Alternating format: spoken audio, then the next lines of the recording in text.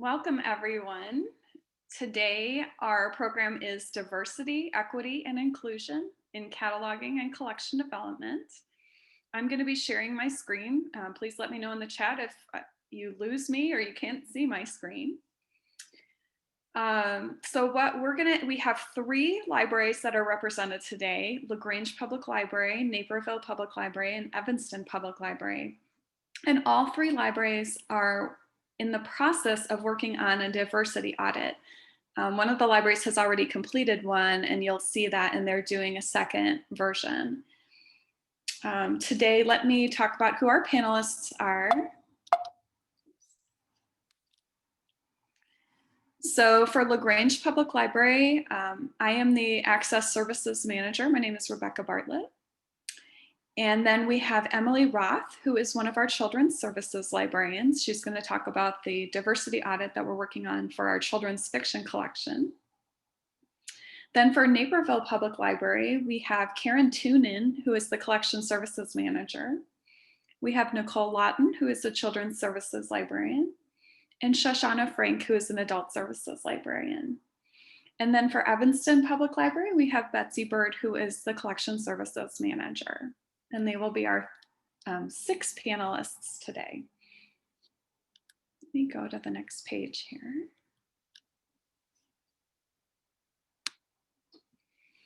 So I'm going to give a little bit of an overview of diversity, equity, and inclusion in cataloging and collection development. I wanted to talk a little bit about some of the books that you might have heard about in the news recently. Diversity issues that have come up recently, and just some overall general guidelines for us when we catalog and when we are buying and weeding books. Let me think this a little bit. All right, catalogers and collection development librarians strive to develop an inclusive library collection to serve all patrons. So these are some of the guidelines that we're using. Catalogers use up-to-date classification to provide access to diverse items in the catalog. So we're going to talk a little bit about how do we classify items, how do we assign subject headings that are relevant, and so then selectors purchase and weed titles to create a balanced collection of diverse viewpoints. This may be difficult. We're going to talk a little bit about that. And then the use of the diversity audit to identify strengths and weaknesses in the diversity, equity, and inclusion in your collection.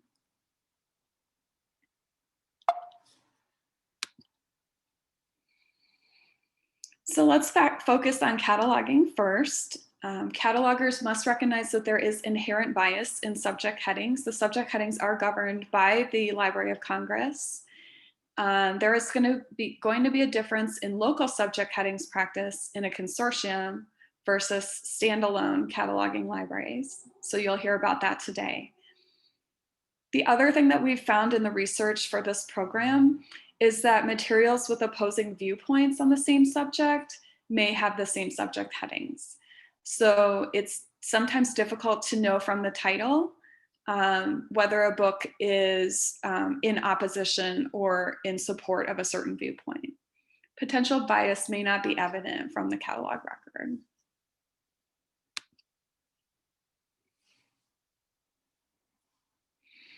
In doing research for this program, one of the first things that I found is I did not realize until I started doing the research for this program that subject headings are actually governed by the Library of Congress, or I should say Library of Congress subject headings are governed by the Library of by the Congress. And so there can be bias. I'm just checking to see if we had any questions about that. Okay. One of the more famous subject headings that there has been controversy about was illegal aliens. Illegal aliens is a subject headings that is assigned to books about undocumented immigrants, and especially in the United States. Illegal aliens is the phrase, the authorized phrase that Congress uses, that is used in all government documents. And I know that it has been, back in 2016, a group of librarians from Dartmouth petitioned the Library of Congress to change the subject heading because of the weighted wording, of illegal aliens. At the time, because of the balance of power in Congress, this request was rejected. I provided a link in the PowerPoint, or excuse me, in the Google Slides for this presentation. If you are interested, there is a documentary on this subject, that's called Change the Subject, and it's all about the process of the Dartmouth librarians requesting this change. As of now, the subject heading is still illegal aliens.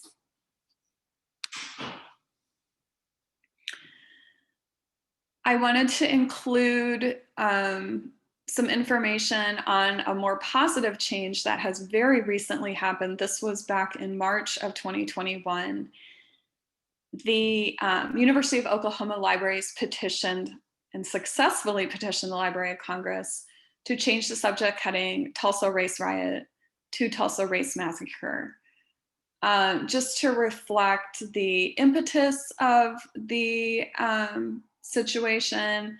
And you can take a look. Oh, let's see if we had somebody come in. So this was a more positive change. Now any books or any other materials on this subject are going to indicate Tulsa Race Massacre. So you can see that. I provided a link to the Library of Congress website for that.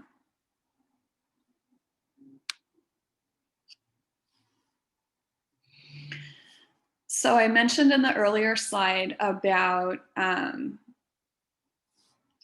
me see here. I am going to try and see if I can bring this up.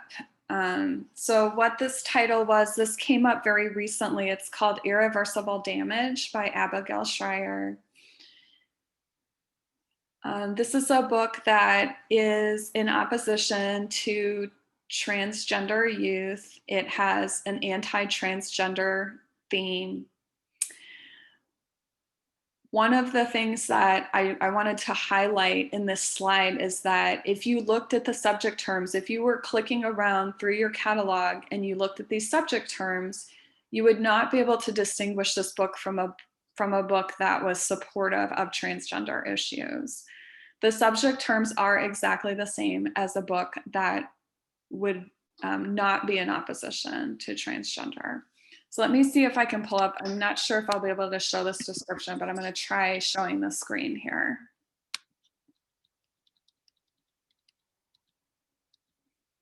Can everybody see the catalog record for the, is that coming up? I just want to make sure everybody can see that. Okay. Oops, oh, sorry, let me just close this part down. Okay, so this is the catalog record in the Enterprise catalog. And like I said, if you had just looked at the subject headings for this one, it wouldn't be as evident. But I think in this case, there is a pretty good description. They refer to transgender issues as an epidemic among teens. And they talk about unnecessary procedures and things like that. So I think this is a situation where, we have to be careful where we are assigning the correct subject headings, but this is a book that is probably in opposition to what we would think that the book would be about. So you have to be careful when you're looking at the title and when you're looking at those subject headings, or when you're looking at those descriptions. I'm going to go back to here. Oh, and I was going to say, if anybody has questions, please feel free to share in the chat. I know I'm kind of going through these slides pretty quickly here.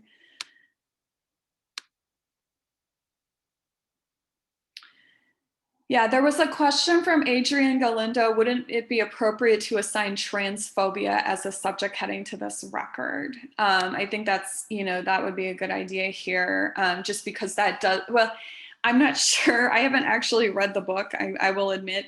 But in this case, certainly the author does display the bias. If you just look at the, if you purely just look at the title and the subtitle, Irreversible Damage, the Transgender Craze Seducing Our Daughters. So that's a good point. You see here.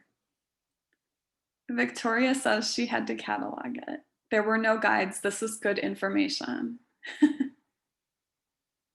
Okay. I thought this was a really good book to bring up because we do not own it currently at Lagrange. There are copies in the shared SWAN catalog, but we have not purchased a copy yet, and I did have a patron request this book. He thought that it was something that we really needed for our collection.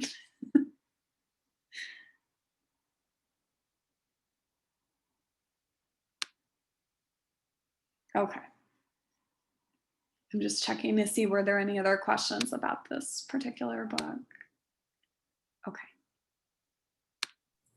Yeah, Rebecca, remember we have moderators. Sure. We'll interrupt when there's questions, okay? Feel free to interrupt me if anybody has a question about it. Okay. All right, so that was a little bit of information about subject headings. So let's talk about collection development and diversity, equity, and inclusion. So these are a few guidelines that we are going to talk about in today's program.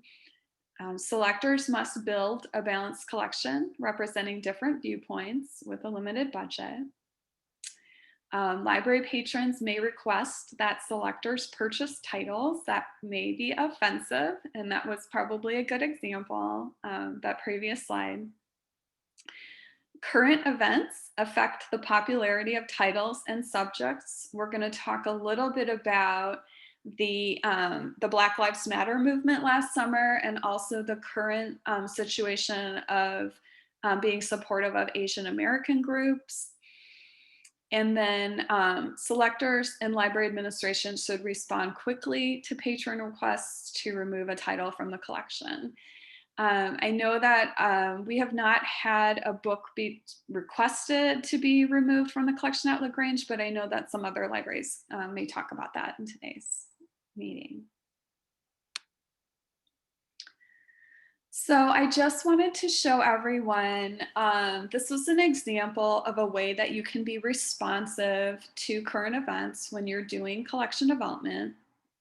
So taking us back to June of 2020, we had a resurgence of the Black Lives Matter movement, which created increased demand for new and backlist titles with an anti-racism theme, in particular from African-American authors. I'm going to share my screen again here. I'm going to go to the New York Times bestseller list for June 21st of 2020 and take a look and see what you see. Okay, let me open this up.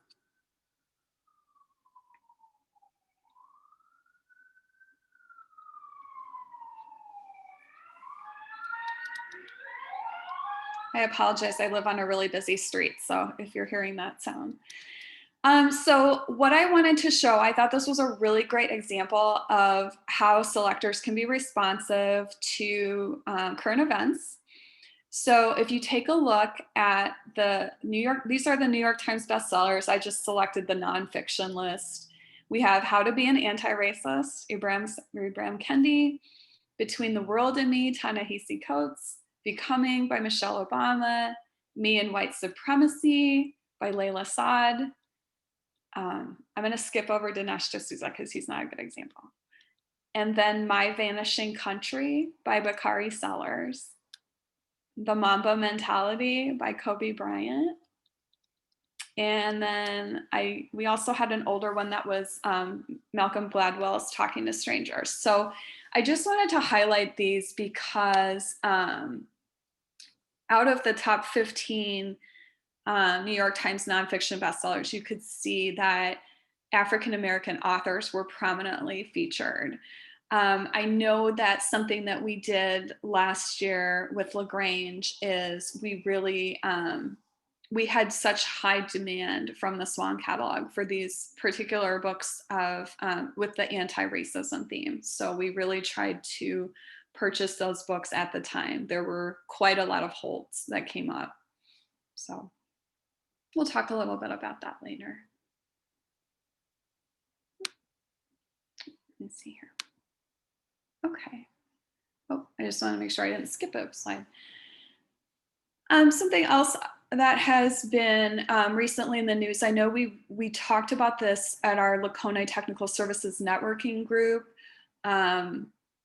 We had a situation where the publisher, Dr. Seuss, pulled 6 of the author's titles from future publication because of racist imagery that was in the books.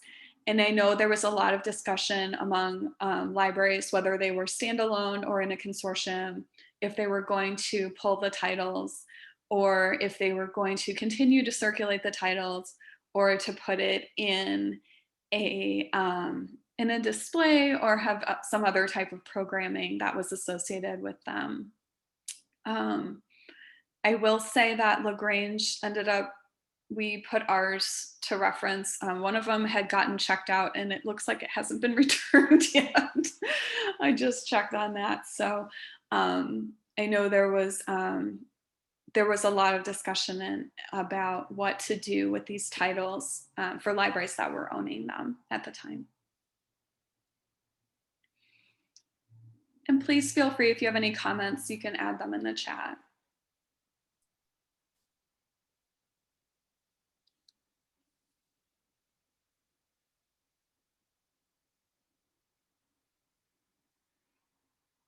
All right, so let me go to the next one here. Rebecca, there is a comment in the chat.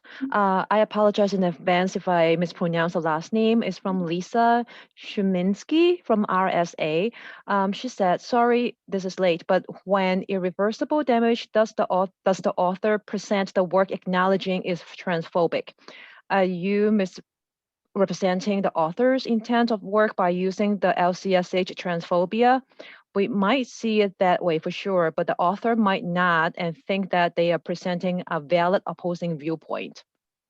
Yes, and I think that's a really good point, is that when we have a book like this, are we as catalogers, do we need to address the bias, or do we need to create neutral subject headings that may be interpreted either way? I think that point is very good. I would probably hesitate to put transphobia. I think that's each library's choice. I don't know if the author would feel like her book is transphobic, even though we may have that perception. I don't know from her point of view if that's what she feels that the book is. You know, our subject headings are what the book is about. Is the book about transphobia? Or is that our perception of what the author is writing?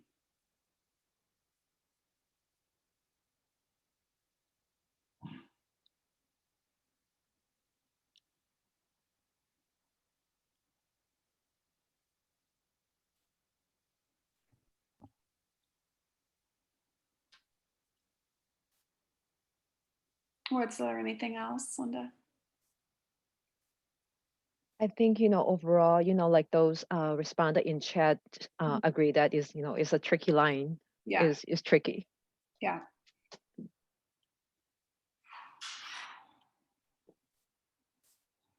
And Jan said, would you contact the author? I think that is a possibility. I don't know if that's what catalogers are doing. I know that I have not personally contacted an author, although I have had situations with like music CDs where I have so little information that I have contacted the publisher or gone to the website to find more information.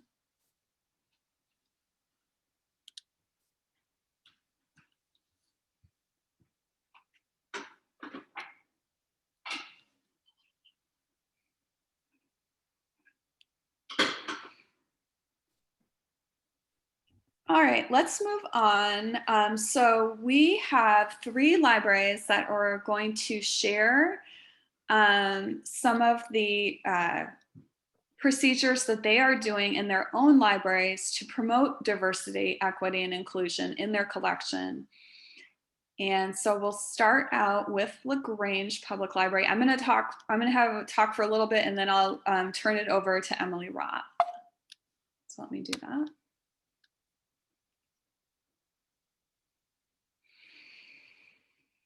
All right, so Lagrange Public Library is in Lagrange, Illinois. We have 18 part-time and 18 full-time staff. We have a collection of 101,000 items that includes books, videos, and DVDs and CDs. We are a member of the SWAN Consortium. The SWAN Consortium now has 100 libraries, so we have a very large shared catalog. We have 8 million physical volumes in the SWAN catalog, and all of those are available to all SWAN members.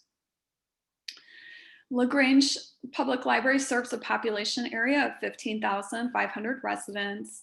We are also adjacent to 3 unserved areas: Countryside, Lagrange Highlands, and Indian Head Park. So we have a lot of non-resident cards. And the Lagrange, Illinois demographics, you will see we are not a very diverse community. 91% white, 6% Black, 1% Asian, and 2% other races.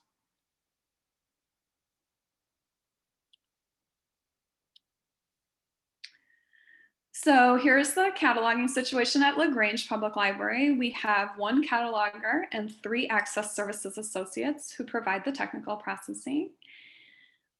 We use the SirsiDynix Symphony catalog for the staff clients, and we use the Enterprise online OPAC.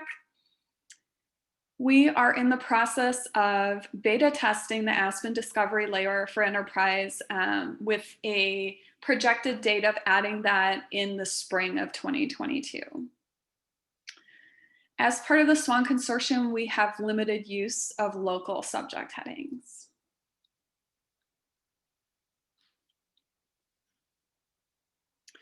So let me tell you about collection development at Lagrange Public Library. We have 6 adult services selectors. We have 5 children's services selectors and 1 teen services selector. The selectors order and weed for their specific age, genre, subject, and/or format.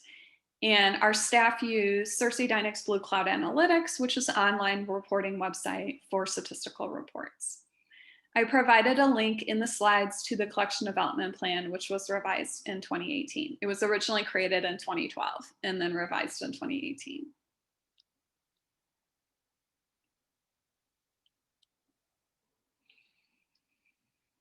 So one of the things that we do at Lagrange Public Library is we use Library Aware to create bibliographies to share some of the diverse collections that we have that maybe we don't have the subject headings, such as hashtag own voices is not a subject heading, but it's just a way of designating a certain type of book. And so we have been really using a lot of bibliographies to show patrons what we have in those type of subjects. So I'm gonna just show you, hopefully you can follow along with me with my screen share here. So this was a poster that was created, and Emily, definitely jump in and let me know if I'm saying this wrong, but this was a poster created using Library Aware to show some of our hashtag own voices titles. And then you would be able to click on each of these and it would take you to the catalog record. So just wanted to show that, since we don't really have our own like individual subject headings. We don't, or I shouldn't say we don't do local subject headings as much. Then we also create bibliographies of collections focusing on diversity for different age groups: children's, teen, and adult. This would just be an example. And again, like these are lists of bibliographies that we've created with those type of subjects.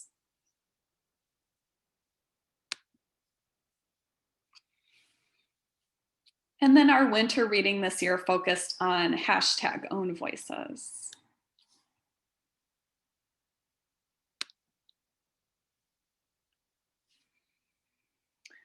So I just have one more slide and then I will turn it over to Emily Roth. I just wanted to give everyone an overview of the reasoning behind why we decided to create a diversity audit of our children's collection at Lagrange Public Library. So back in November 2020, we had 3 staff, the Children's and Teen Services Manager, Access Services Manager, that's me, and IT and Adult Services Librarians. So they participated in the Library Journal Equity in Action webinar.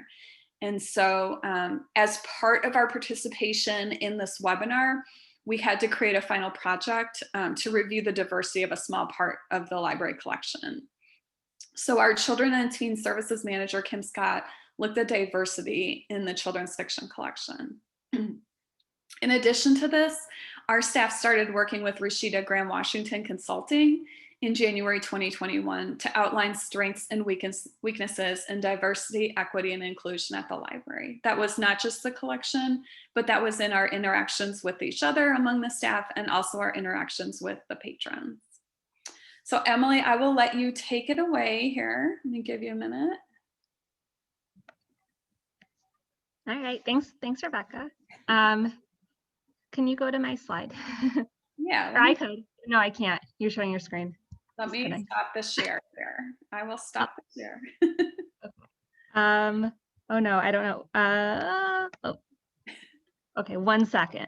I'm gonna mute. I don't have the slides pulled up on my own computer. All right. Here we go.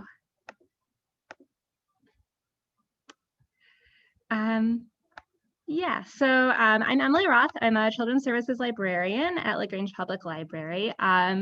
So I will just take a few moments to talk about our diversity audit that we are doing in the Children's Department right now. And let me just get my slide pulled up. Sorry, hold on. Okay, I'm going to share my screen. Thank you for your patience, everyone. And this is the wrong slide. Here we go. Can I make it bigger? Sorry. I was not, okay. Here's the slide. I'll just quickly go through it. So we started our diversity audit in December, and our goal is to finish this summer. So we are currently right in the middle of our audit. We are maybe halfway through, and we are evaluating our fiction collection, which basically is chapter books. It doesn't include early readers or graphic novels. It's just basically our chapter book collection. It's approximately 4,000 items. Our total collection in the children's department is about 30,000 items. So this area that we are evaluating is really just a small part of our collection. And at this time, since we're kind of right in the middle of it, I can only really speak to the process of doing the audit and not necessarily what's going to happen when we finish the audit. So we currently have most of our staff working on it with a goal to enter total, I think our goal is to enter 200 titles a week, which does not seem like very many. So, you know, fingers crossed we'll finish in a few months. The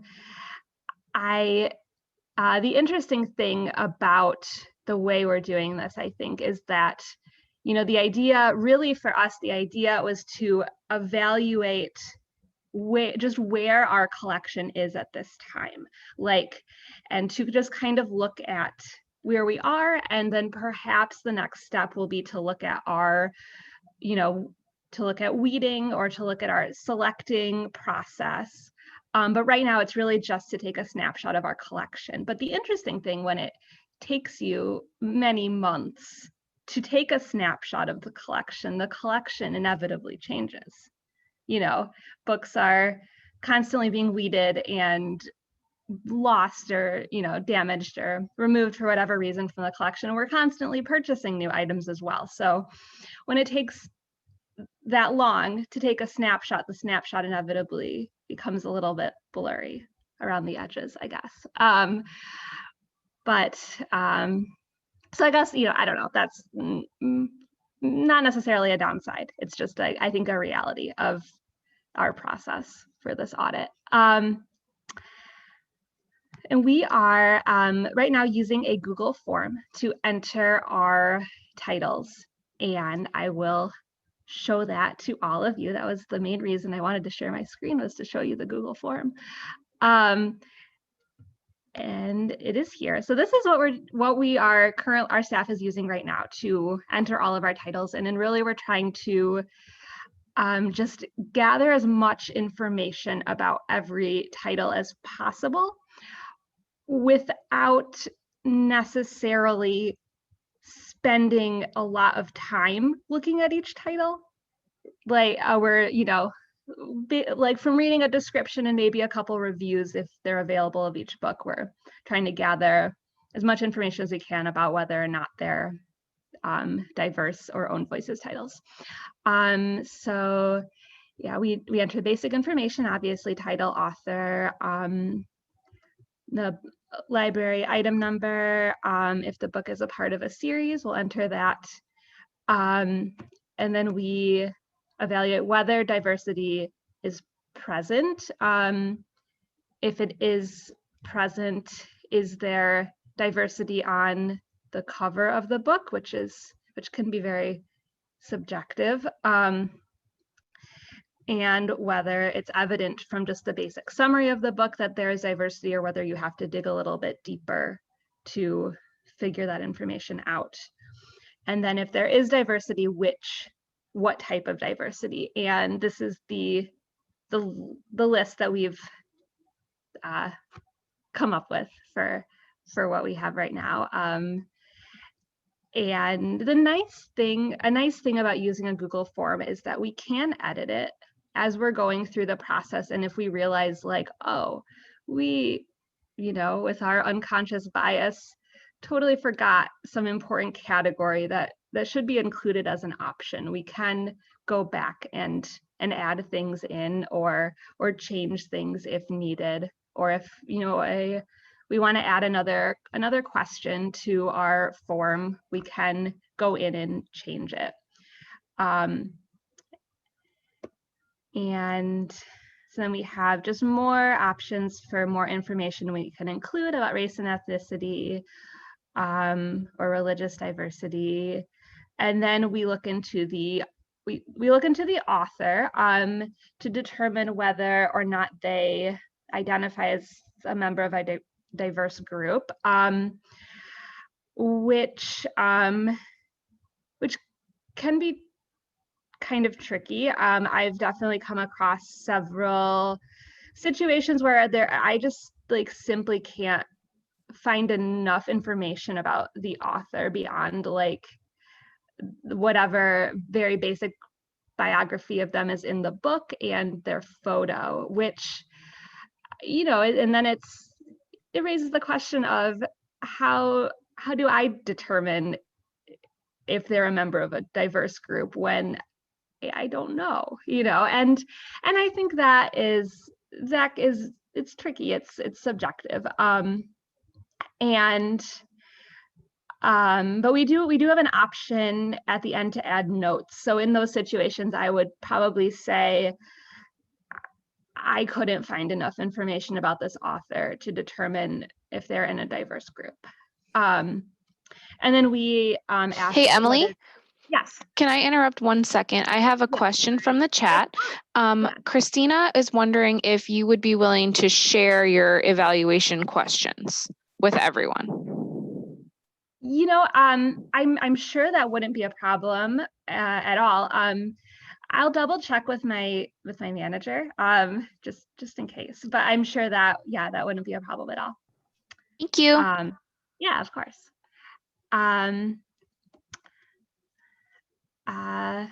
But yeah, so our last question is whether the author is a member of the same diverse or marginalized group as the characters. So whether or not this is an own voices book.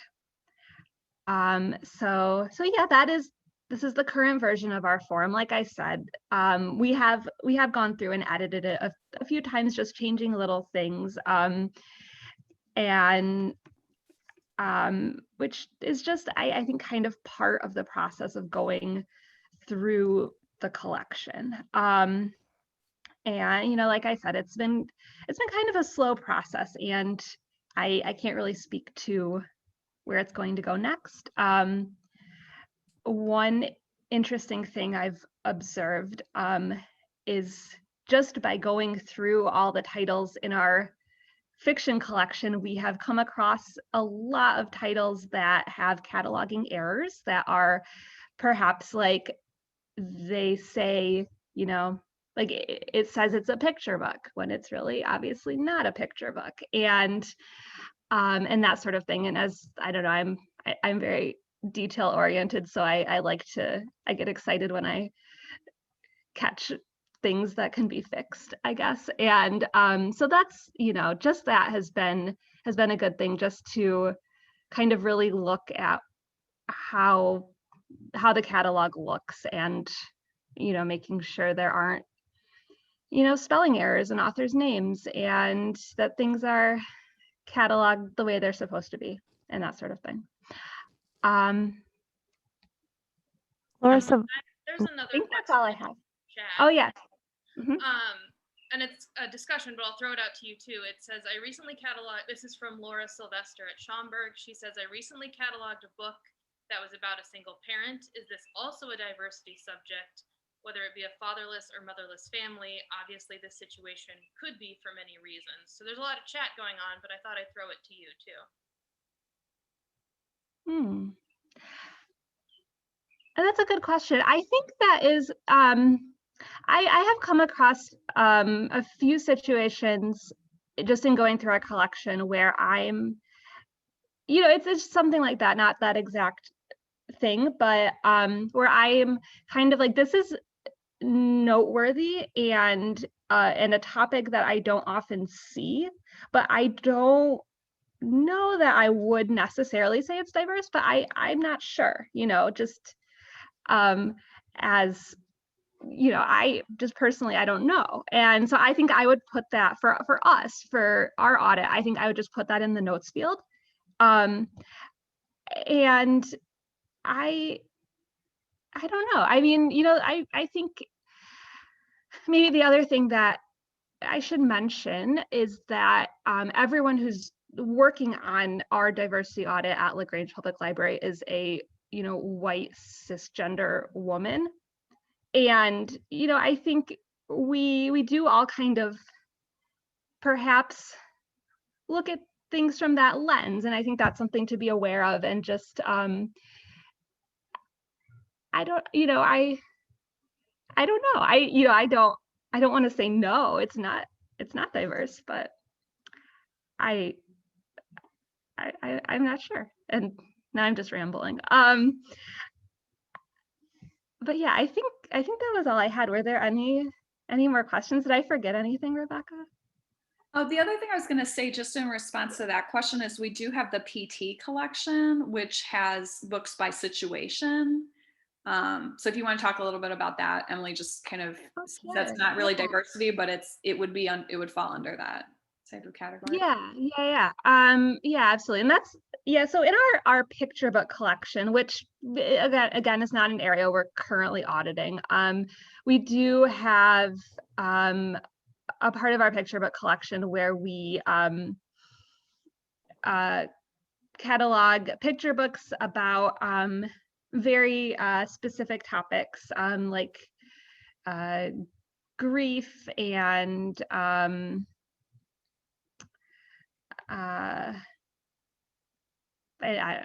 think trying to think of the topics. There's like divorce, and there's death in the family. Yeah, that's right. Yeah, divorce, death, grief, a section about a lot of books about Alzheimer's and that sort of thing, and I forgot what the the name of that section is. But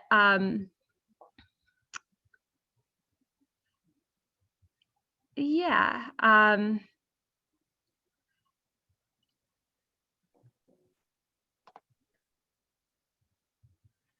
Yeah, yeah, I think that's all I've got. There is a question from Amy P. Are you planning to try to save the information from your audit in the ILS in some way, or would this be a separate system / document that you maintain forever? That's an excellent question. I don't know. So at this time, obviously, like we have all of the information in the back end of the Google form. I am not sure what our intention is, like where we'll actually like physically store that information. I'm not sure. I can definitely I can look into it and find out if we have a plan. If anyone wants to email me, I think my email will be in another slide, and I can definitely get back to you with that information. We don't have a way of storing it in the ILS itself right now, but we are going to keep the data on a spreadsheet, I think, in children's at this point. Yeah, definitely. Yeah, we'll be able to put the information from the Google form into a spreadsheet, and then beyond where the spreadsheet goes, beyond that, where it goes, I'm not sure. Thank you. Yeah, thank you.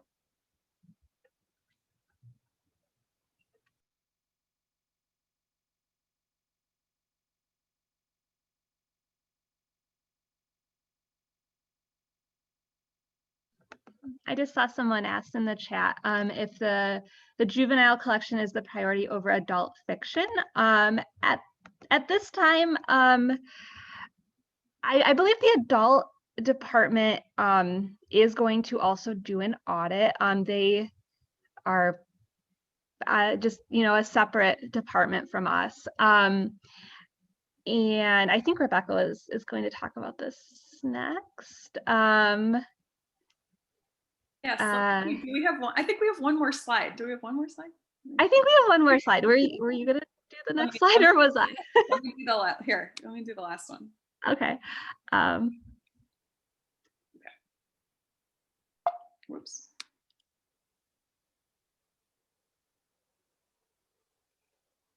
So last slide for our group, we are planning to do a diversity audit first of the adult fiction collection, probably starting in 2022.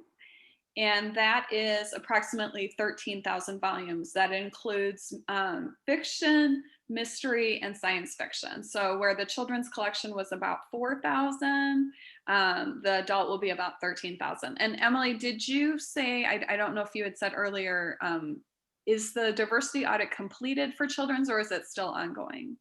It's still ongoing. We're only about halfway done. Okay, so you're about halfway done with the 4,000 volumes, and then next year we would probably start with the 13,000.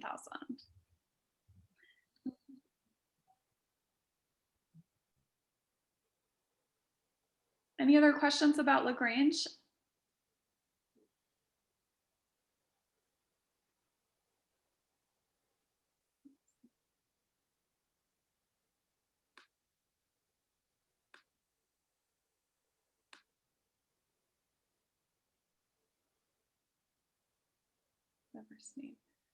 Okay, so Colleen said at Oak Park that they had, SWAN had diversity tags in category 4.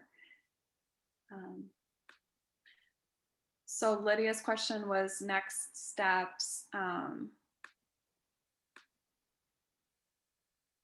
Once the audits are completed, do you know what next steps you might take with the collection? I guess we're kind of just starting out. That's why, we thought we would present about ours since we're so early in the process. So I'm not sure what the next steps are. I don't have a good answer for that right now. Anything else, Emily? No, I don't think so. Yeah, I think yeah, I think at this time, like I said, we're just kind of trying to see where we are and go from there. All right, we're gonna take a short 5-minute break, and I'm gonna let our Naperville librarians get set up with their work. And if anybody needs just a little break, we'll be back in 5 minutes.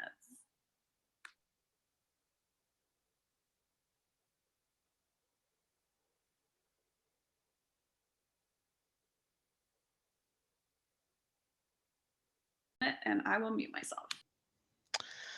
So hi everyone, I am Karen Tunin. I am the Collection Services Manager at Naperville Public Library. And along with two of my coworkers, Nicole Lawton and Shoshana Frank, we're going to tell you about Naperville's DEI efforts for our collection. And I just want to reiterate, feel free to ask any questions while we're talking in the chat, and we will try to address them. So Naperville is a bit different than Lagrange. We're a standalone library for starters. But we have 3 different locations. We have the Nichols location, the Naper Boulevard, and the 95th Street location. We also have about 230 staff, and our collection is about 570 volumes in the physical collection. That's not counting digital. I've given you some other statistics. You can tell, judge our size. We are the 2nd busiest library in Illinois behind Chicago Public. So in 2018, we actually re-centralized our collection development for selection. Now, I think one of the efforts that, or one of the factors that fed into re-centralizing was actually our collection audit, which I'll be talking about in a minute.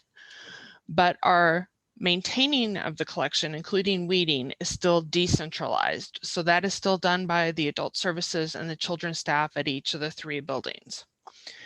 We also have 1 cataloging librarian and 1 cataloging associate. So collection services overall is a much smaller department than the entire library. So as we are looking at doing the collection audit, we definitely have to work in conjunction with adult and children's. One advantage we have is that because we are a standalone, we have full control over our own subject headings. However, because we are such a small group of people, we need adult and children's staff to help feed us the information to create those local subject headings. So our first collection audit was actually done in 2017, and it was as part of a 2nd-year strategic plan. I led the team, and our goal was to ensure our collection and programs represented the diversity of the community. And we did that by having a collection audit and then an audit of our programs. Now, this strategic step was an outgrowth of our 1st-year plan about understanding and analyzing our underserved and non-user communities. With any project in a library, there's always a timeline that you're given.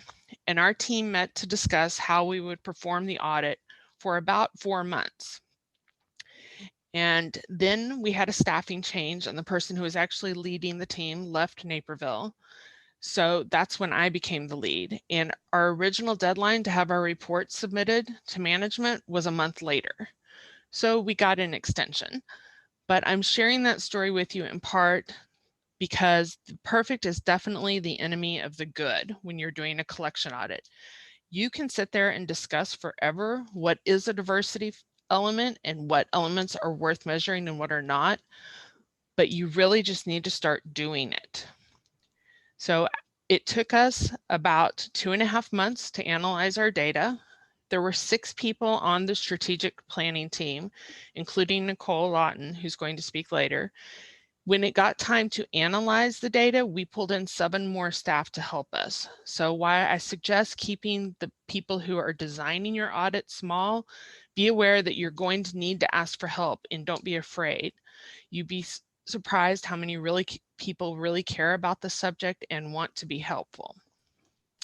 Lydia Hanchett from Des Yeah. Plaines Public Library asks, once the audits are completed, do you know what next steps you might take with the collections? Sure, I will get to that in just a second. So, because this audit is complete. So we did a collection audit, and the first thing you want to do when you're deciding to do a diversity audit is, what are you actually trying to measure? Now, we were in the midst of renovating all 3 buildings in succession, one each year, which necessitates massive amounts of weeding going on. And the group decided what we were really trying to measure is how we are spending our money now and what we are prioritizing now. So we did not look at what was already in our collection. What we looked at was what we were ordering. Now, we took a sampling approach just because we order so many things. So Q2, the second quarter, is roughly the spring push in publishing. So we took a randomized 10% of the orders that we made during that time. For children's, we looked at picture books, beginning readers, and chapter books. We didn't look at board books, and because most of them have non-human characters. And we were really, again, trying to see where we're reflecting what is in the community. And while we have lots of pets, that's not really our community. We also did look at adult and teen fiction. We did not look at any nonfiction at that time. Now, for the programming audit, we followed Skoki's model in looking at what books we were promoting based on our book clubs and our story times. So, as I said, for children's books in particular, when you do a collection audit of picture books, you really need to try to gauge whether they have human characters or not. You will find that a lot of children's books don't represent anybody because they have non-human characters. So let me show you our data sets. For the collection audit in children's, we analyzed 550 books. Now, of those, you will see only 27 had human characters. That's the kind of bias I'm talking about in children's picture books, that it just doesn't have humans in them. Now, when we did the programming audit, if you look on the other side, they did not even look at the books with non-human characters. So while they looked at 180 titles, they had 281 main characters that were human. So these two sets combined are just the books that we looked at for both collections, and I'm going to merge the data in what I show you from here on. So as I said, you can debate forever what you're going to analyze, which gets back to, do we want to analyze if this is a single parent family? It's not a bad question to ask, but it's a question of what do you want to prioritize asking first. We decided to look at each book's for the following characteristics. We looked at the ethnicity of the author and the illustrator. Oh, and that's one thing I wanted to bring up. For children's books in particular, I definitely recommend you record the ethnicity and the factors for the illustrator. They are just as much a creator as the author of the text. We did not do that in the collection audit while they did it in the programming audit, and we lost that data. So for each book, we looked at the ethnicity, as I said, of the creators, and then the ethnicity of the main characters. Now, our goal, as I said, was to figure out if we were representing our community, and we have large Chinese and Indian populations in our community, which is why in our data collection, we broke those two sets into different categories. Later, when I report the data, you'll see we merged them back, but we wanted to have the granularity at least recorded somewhere. Because we also have many immigrants where their children are first generation, we also wanted to record the nationality of the authors or creators, and then also of the main characters. This proved a bit tricky because we included science fiction and fantasy books for adults, and some of those are set in imaginary worlds. So what we ended up deciding as a group was, if the imaginary world had a default of white. So if it was a fantasy novel based on Anglo-Saxon or Europe, then we counted that as international English speaking. But if you had a multi-ethnic crew on a spaceship that represented a global view, but a very cultural diverse Earth, then we counted that as international. Now we also, for main characters in the books, looked at their sexual orientation. Were they LGBTQIA? We did not look at that for the creators, because in 2017, we started to feel, as we were searching for that, like we were trying to out people. And it was not a very comfortable feeling trying to dig into authors. So we quit and decided we would instead compare it to the Gallup poll data on a national level. Now, as for how we did this, we used a giant Excel spreadsheet, probably because I was leading it and I like Excel. And as I said, we crowdsourced the research and the knowledge about the books. For children's, they often had to go pull the book from the shelf to actually look at it. And I regret to inform everybody that, as far as I know, there is no central clearinghouse for this information that will make it less staff intensive. So I do highly recommend that you set a time limit on how long you're going to allow one person to look at one title. So our results were not surprising, actually. It was exactly what the group expected, that we were not doing a very good job of representing the diversity of our community in our collection, and we needed to do better. But the good news is that now we had a baseline to which we can compare our future improvements or growth. And the team made a number of recommendations on how we could do better. Not all of those recommendations had the political will at the time to be implemented. However, by spotlighting that changes needed to be made, we were able to continue to approach our coworkers and change how they treated the collection, displayed the collection, hand-sold books, and how the library dealt with the collection as a whole.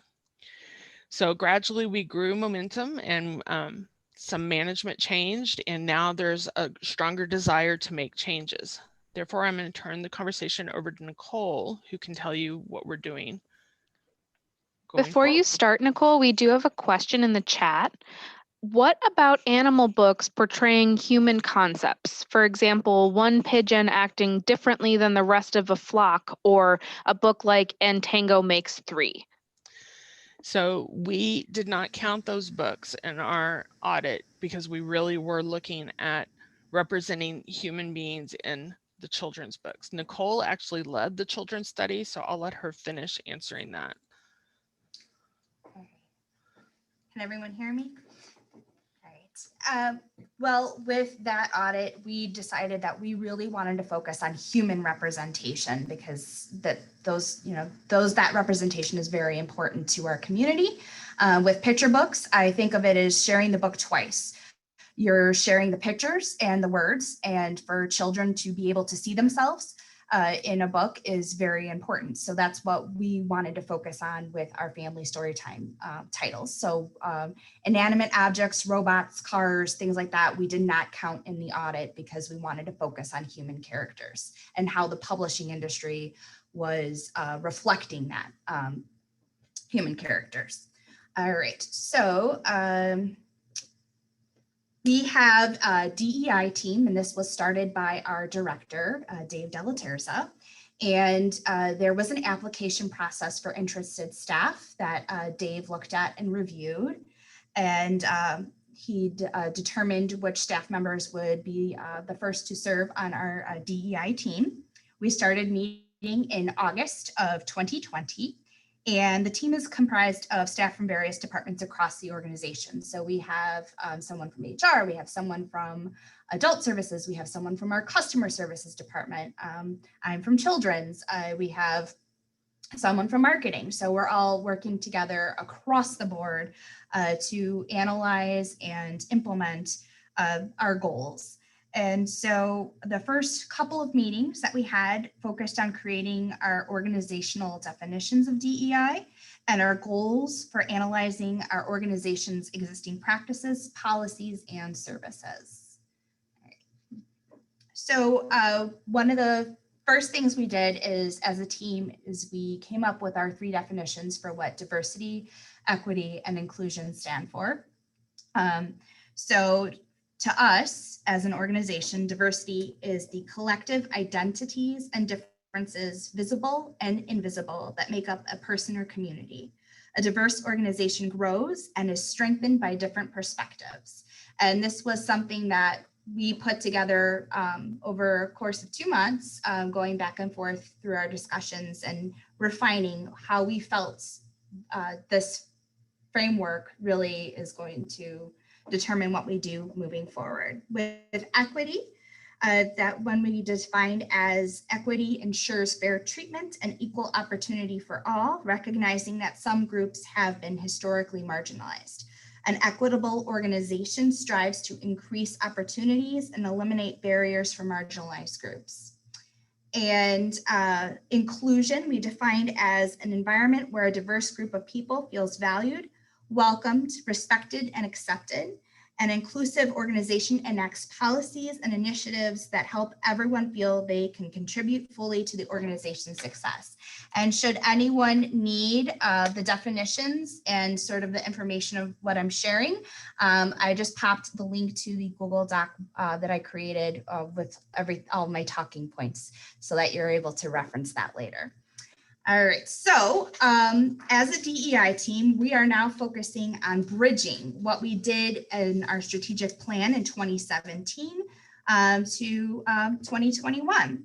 And so what we assessed and suggested in our executive summary of our 2017 strategic plan audit, that has really informed what we are choosing to examine here in 2021.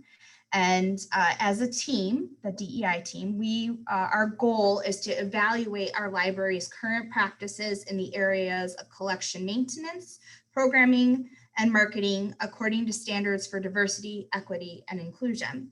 One of the first things that we're working on and we're in the process of doing is another collection audit. So it has 3 steps, and Shoshana will be sharing more on this very soon. So the first thing that we're going to look at is ordering, and then weeding and displays. And then with our program audit, which we just concluded, we evaluated programs from the last 3 years for diversity based on location, planner, topic, participation, and presenter. And we also are going to take a look at our book clubs and assess the diversity of the authors, illustrators, characters, and narrators for book clubs in the last 5 years and story times for the last year. So once again, we're doing a similar approach to what we did in 2017, but we'll have some baseline data to see how did we do and what can we do better going forward. We're also taking a look at planning for programs and creating a library-wide team to incorporate DEI values in current program planning. Our marketing audit is going to create a DEI page on our library website to explain our definition of DEI, our values, to promote DEI initiatives, also to welcome community feedback, because our community ultimately is the one that comes into the library and uses it. So we really want to make sure that we're partnering with them. And we're also going to did an audit of our visual media. So anything we use image-wise on social media, and any of our visual media that we use in library promotional materials. We've also assembled a DEI calendar to promote collection across the board. So we're trying to increase marketing efforts for diverse titles in our collection by featuring DEI related topics for staff to utilize each month.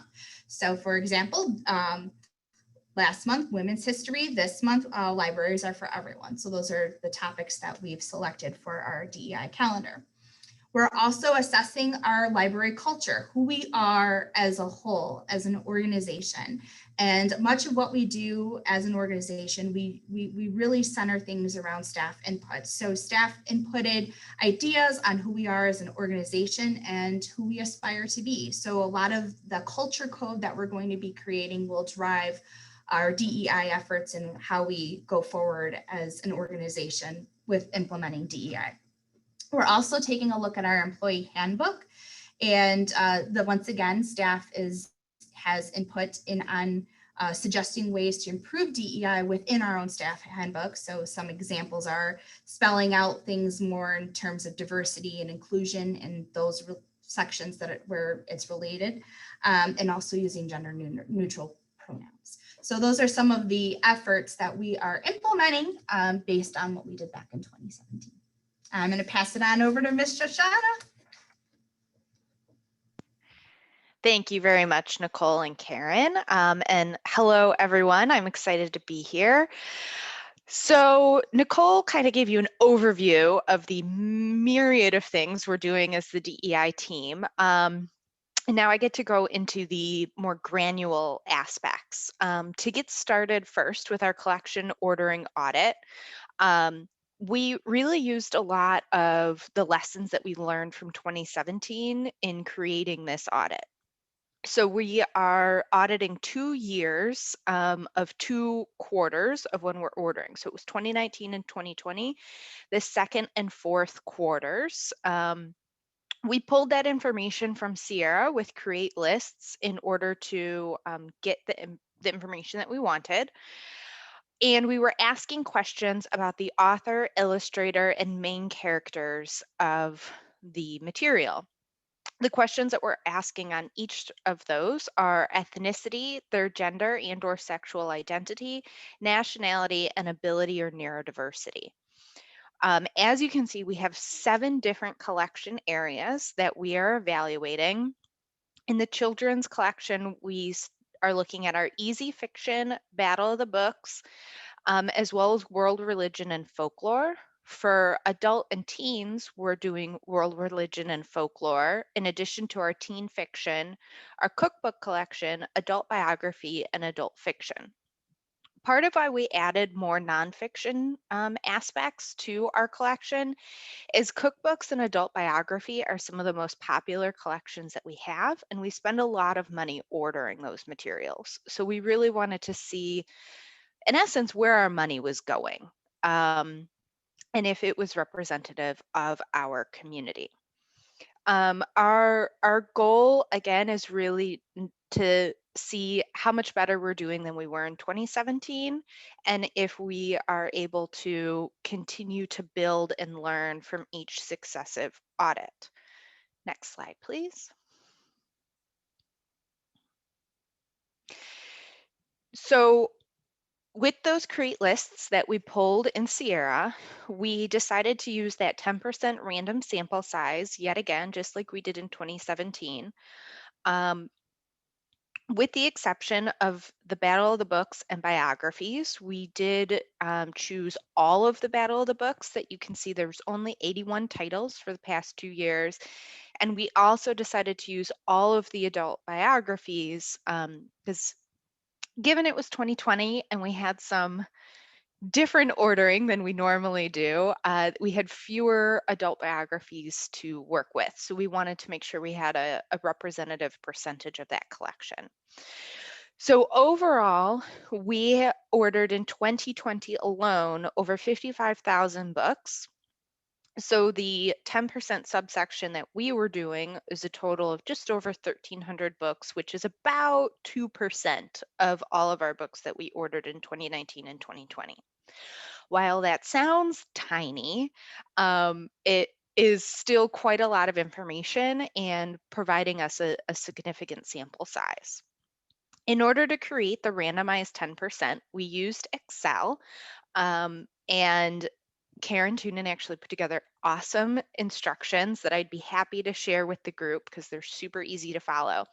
But basically, we took the data, put it raw into Excel, gave all of the titles numbers between 1 and 10, and then used Excel to pull how many of number 10s were there, how many of number 7s, and chose the amount that was closest to about 10%.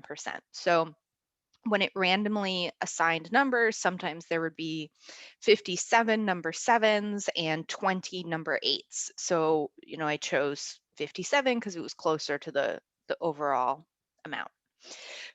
So it sounds really confusing when you explain it in words, but I promise the instructions are better and that we will send them out. I'm always a visual person, so I like looking at it that way. Yeah, perfect. Thank you. So one of the other things that we wanted to do with this audit is really ensure that all of the auditors were working from the same common language and using the same definitions to answer the questions that we were asking. So Nicole, Karen, and I spent a while coming up with a common language supplement. You can see part of the example there on the screen.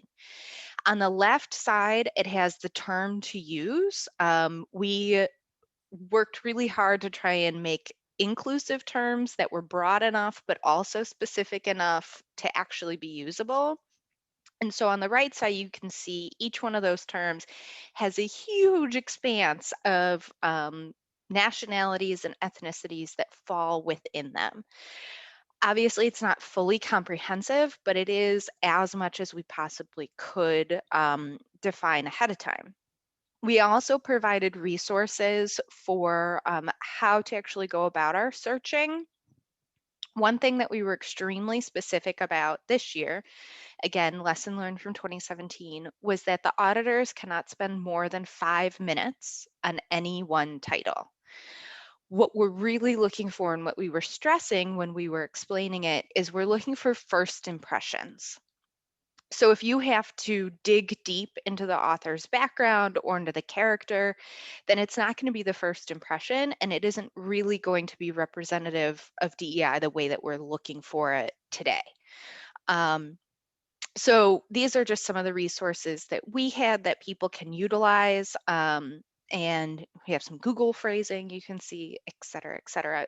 Both Nicole and I happen to be alum of Dominican University, so we do have access to some of their library databases and are able to utilize that in our search as well. Perfect. You're like reading my mind, Karen. I love it. So as you may have guessed, I also am a fan of spreadsheets. So we decided to carry on with our theme of Excel for 2021. The big difference being that we are utilizing SharePoint as an organization, and because, as you may have guessed, we're all spread out with various buildings, and even today, all three of us are various places all around Naperville. So we wanted to ensure that everyone was working from the same Google spreadsheet, SharePoint spreadsheet. And on this spreadsheet, you can see we have the columns for the title, author, illustrator, as well as columns for all of the questions that we're asking specific to author, character, illustrator, etc. Since we are using common terms, we built those into the spreadsheet itself. You can see we have little drop downs under each column so that you can only choose one of the terms that we're all utilizing. One thing that we had all seen in various trainings that we had gone to from other libraries is if they left it open or fill in the blank, people were using all kinds of different terms, and it made a lot more work on the back end to go through and make the data usable to put into graphs and charts and other things that all of our directors are looking for to be able to understand the data. So we wanted to kind of exactly, hooray for controlled vocabulary. We wanted to reduce some of that work for ourselves. We do have tabs in the spreadsheet for each one of the collection areas. So we have easy fiction, adult fiction, etc. Next slide, please. So you can see we've already started working on it. I can give you all a update, our biography and cookbook collections are already completely finished. We had 3 librarians from the adult and teen department working, as well as 4 librarians from our children's department working on it. We did give ourselves 2 months to evaluate all the data, but one of the things that again is different this year with our DEI team is our director has said numerous times he wants it right versus rushed. So he is much more flexible on deadlines and our timeline because he really wants to make sure we're getting quality information and we're auditing in such a way that we'll be able to use it for many years to come. Perfect. Oh my, this is amazing. It's like we're in the same room instead of miles apart. Okay, so that was really an overview about the collection audit. And I know everyone wants to know, what are we going to do with this information? So we have lots of next steps and future goals. We have big plans. Nicole already talked a little bit about our DEI collection promotion calendar, but I have listed here the full year for 2021 of the different topics for each month. In addition to showcasing all of our titles related to DEI, to increase circulation and increase visibility and usability by our customers, we also wanted to do something where it was a system-wide effort. So to create the DEI collection promotion calendar, all 3 of adult, teen, children's departments work together on it. We also are working with our marketing departments and IT departments in order to make this happen. So it's an extremely collaborative process. Next slide, please. And you can see on the left, we have more spreadsheets where we put all of our titles and information for the authors, formats, the location links, and blurbs for each one of our months. And then on the right side, you can see an example of the women's history digital display that we had on our website.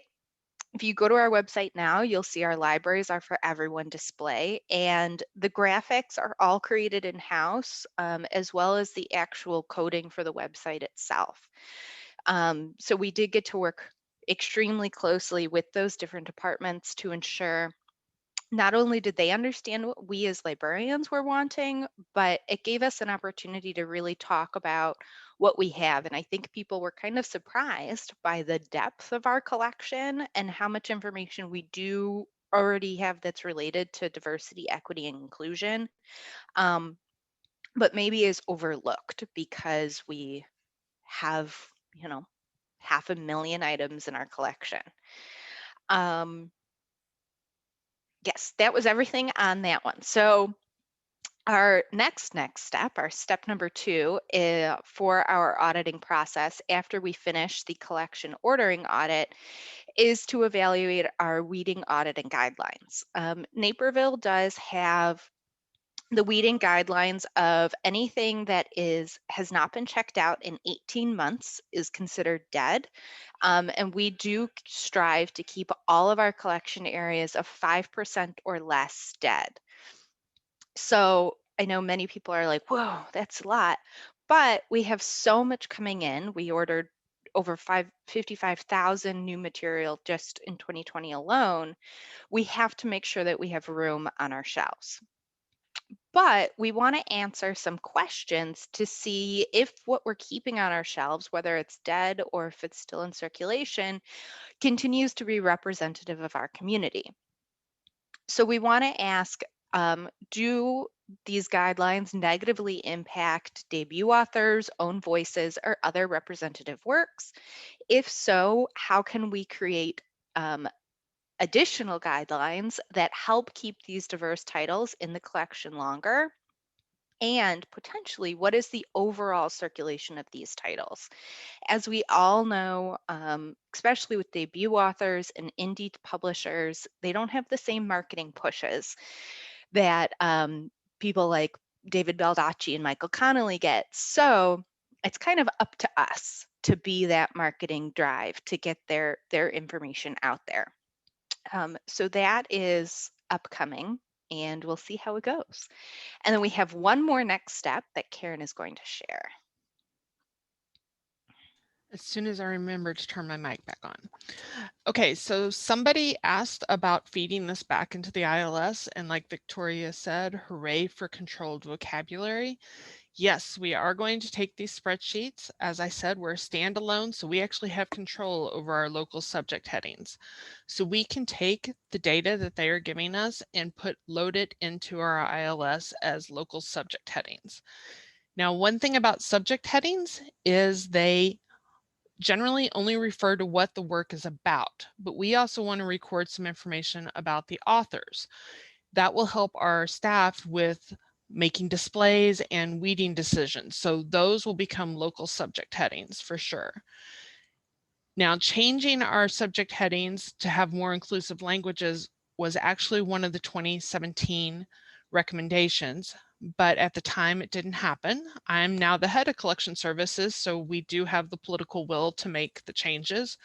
However, we are still in the early planning stages, so I can't tell you how we're going to do this.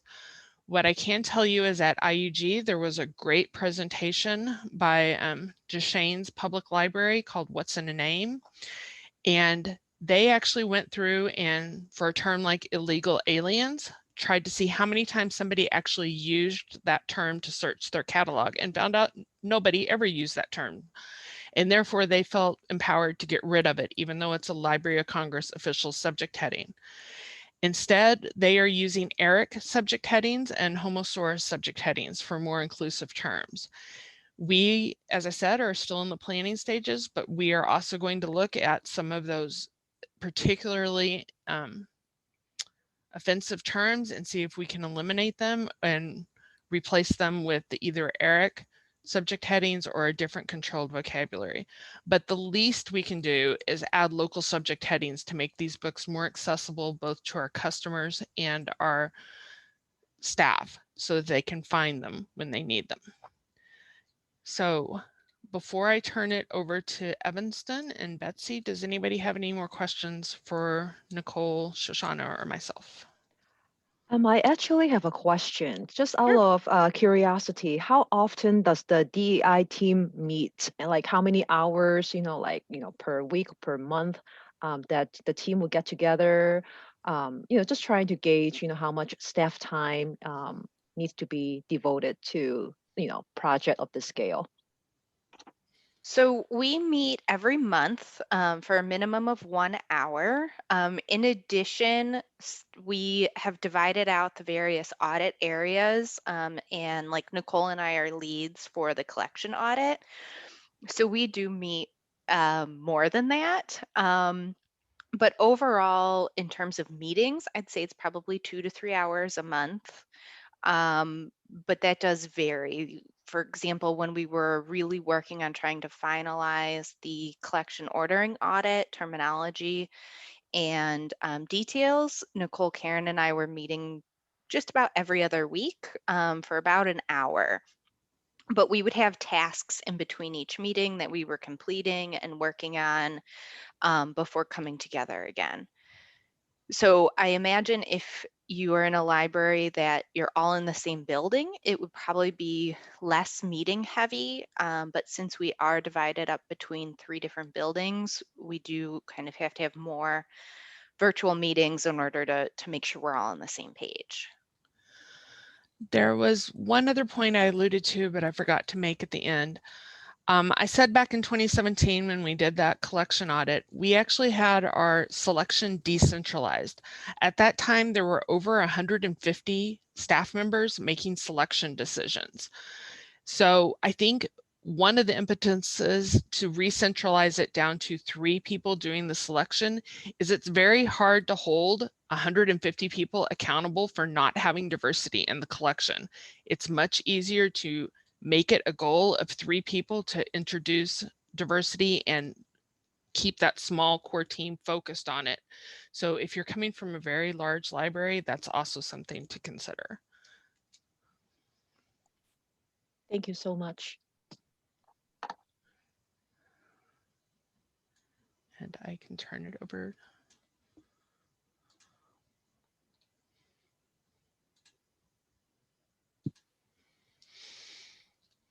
And now Betsy can take it away. Okay, I wasn't sure if we wanted a 5-minute break, but I can certainly take it away right away. That's fine with me. We don't need to take the break. You can go ahead. I just want to make sure you have enough time to speak. So Looks good to me. Let me share my screen. All right. So yes, first I want to apologize because I was supposed to be presenting with Tim Longo, but Tim Longo's baby had the gall to come early. And so he is currently on paternity leave, having delivered it himself in front of a pizza place. So he's a Superman, I just have to say. Some of this, I should also say, will be because he's the head of the technical services department, he's going to understand about subject headings a little bit better than I am because I am on the collection side of things, but that's okay. So Evanston is located just north of Chicago, obviously. It's home to Northwestern University. It has a rather diverse urban community. In terms of our school district, about 43% of our student population is white, 22% is Black, 21% is Latinx, and 9% multiracial, and 4% Asian. So as a result, we have a big divide between the wealthy and the low income. For example, 14% of the homes in Evanston do not have broadband internet at home. So one statistic, as you can see on this slide, is that we are ourselves a rather large collection. We've got about 478,000 items. We're part of the CCS Consortium, which has about 29 libraries in it. One thing that's not on here is that we are also part of the Digital Library of Illinois, which is a consortium that purchases overdrive titles as well, where we are far and away the largest borrower of that consortium to date. Historically, in our city, we've had a lot of problems, I should say. Our study came to prominence recently because we are the first city in America to establish reparations, mostly housing reparations. And this has a lot to do with our past. We have a system that was based on redlining and poor choices. Systematically in the 5th Ward, where most of our Black residents live, their school, their YMCA, and their library were all taken away from them. So, we, a couple years ago, about 3 years ago, decided that we needed to hire an outside consultant. So we hired Dieta Jones, and she created a needs assessment of the library that sort of showed where we could improve. And to make this, she interviewed staff, she interviewed the public, and then she gave us a set of recommendations of things we could do. Now, basically what we have done since she has made her recommendations is just a whole bunch of stuff. We have an equity and diversity initiative committee that is made up of staff from every single department, from the security guards to top management, who serve on this committee. It meets about 2 or 3 times a month, I should say. We then reached out to the community and created a racial equity task force. And this is a cross-section of the Evanston community, library staff, and library board members. So there's 8 community members, 4 library staff members, and 2 library board members that serve. They meet once a month. And then we changed our hiring practices to a certain extent. Our new branch, the Robert Crown branch, everyone there is bilingual and speaks Spanish as well as English. We made sure that about 17% of the children's book collection there is in Spanish as well as English. And then everyone in the entire staff participates in a program called Project Ready. This was a free online professional development curriculum developed by the University of North Carolina in conjunction with the Institute of the Museum of Library Services. And basically it is centered on issues for library staff specifically. Everyone has to attend 2 discussion units in person over the course of a year. And then finally, we became fine-free, which was a recent move. I know a lot of you have already been fine-free for a while, but this was sort of news to us. So a lot of what I'm sort of covering today has a lot to do with what's already been talked about, but my situation is a little strange.